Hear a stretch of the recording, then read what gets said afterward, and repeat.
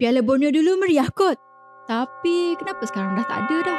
Pasti ramai yang kurang arif bahawa dahulunya Rantau Borneo ini pernah mengadakan perlawanan liga yang sama meriahnya seperti mana Liga Super di Malaysia. Namanya Piala Borneo. Nah, begini bah.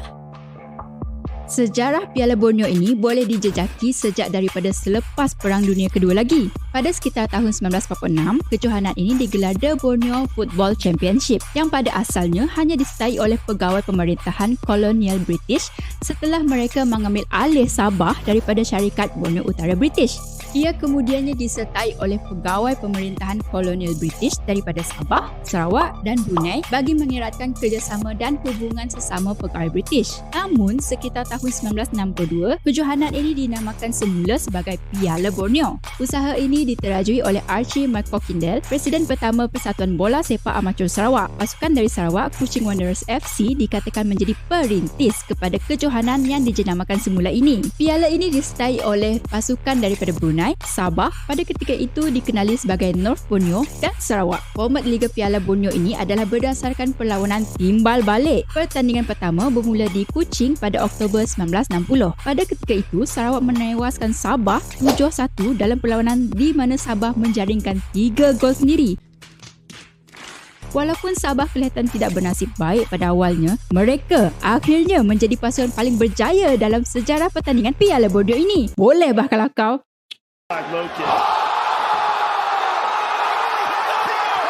Sarawak menjadi pasukan pertama yang menjulang trofi Piala Borneo pada edisi 1960. Walau bagaimanapun, Sabah merupakan pasukan paling banyak menjulang trofi Piala Borneo iaitu sebanyak 12 kali daripada 23 jumlah keseluruhan piala ini diadakan. Sarawak pula pernah merangkul sebanyak 7 kali dan manakala Brunei merangkul 3 kali. Namun, liga ini sempat ditunda selama 3 tahun dari tahun 1973 hingga 1976 atas sebab-sebab yang tidak direkodkan. Piala Borneo yang dihidupkan semula pada tahun 1977 berfungsi sebagai zon kelayakan untuk Piala Malaysia 1978, pertandingan yang paling berprestij di Malaysia. Ini adalah kemuncak kepentingan Piala Borneo. Liga Piala Borneo yang dihidupkan semula pada tahun 1977 muncul dengan trofi baru yang disediakan oleh Kebawah Duli Yang Maha Mulia Sultan Hassanal Bolkiah dari Brunei. Pada mulanya, pertandingan tersebut dipanggil Pertandingan Bola Sepak Antara Wilayah Borneo British, manakala nama Piala Borneo dihaskan untuk trofi itu sendiri. Bahagian Indonesia di Borneo iaitu Kalimantan pada mulanya tidak menyertai liga ini atas sebab politik. Tetapi selepas tahun 1977,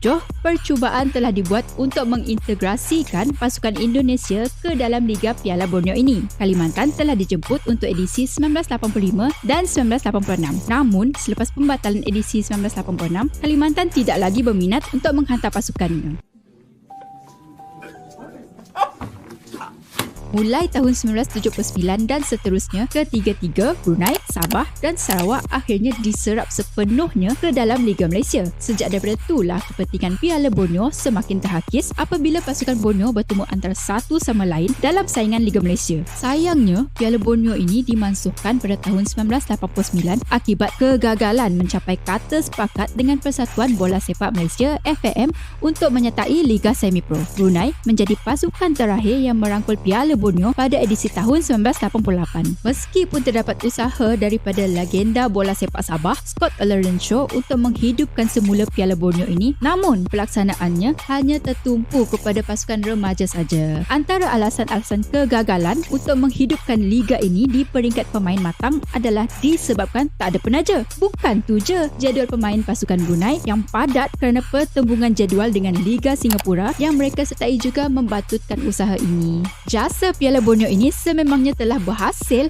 mengasah bakat pemain dari Borneo sehingga melonjakkan nama mereka ke peringkat kebangsaan dan juga antarabangsa. Piala Borneo ini juga telah melahirkan pemain bola sepak Borneo yang pertama mewakili Malaysia iaitu Wan Idrus, pemain kelahiran Sarawak. Begitu juga dengan legenda James Wong yang menjadi pemain Borneo pertama yang memakai senior cap kebangsaan. Hasil daripada Piala Borneo ini, bukan mereka je, ramai lagi tahu. Zaman kegemilangan Piala Borneo ini pastinya dirindui oleh peminat-peminat veteran yang pernah menyaksikan sendiri kehebatan pemain tempatan Borneo mengasah skill mereka di atas padang. Apatah lagi, pada penghujung April 2024, Persatuan Bola Sepak dari Sarawak, Sabah, Brunei dan Kalimantan telah duduk semeja dalam usaha untuk membentuk gagasan bola sepak Borneo. Barangkali suatu hari nanti usaha ini boleh dihidupkan semula bagi melahirkan lebih ramai bakat muda bola sepak yang kuat dan kompetitif. Apa pendapat anda? Kalau anda suka konten-konten macam ni, jangan lupa follow dan share video ni.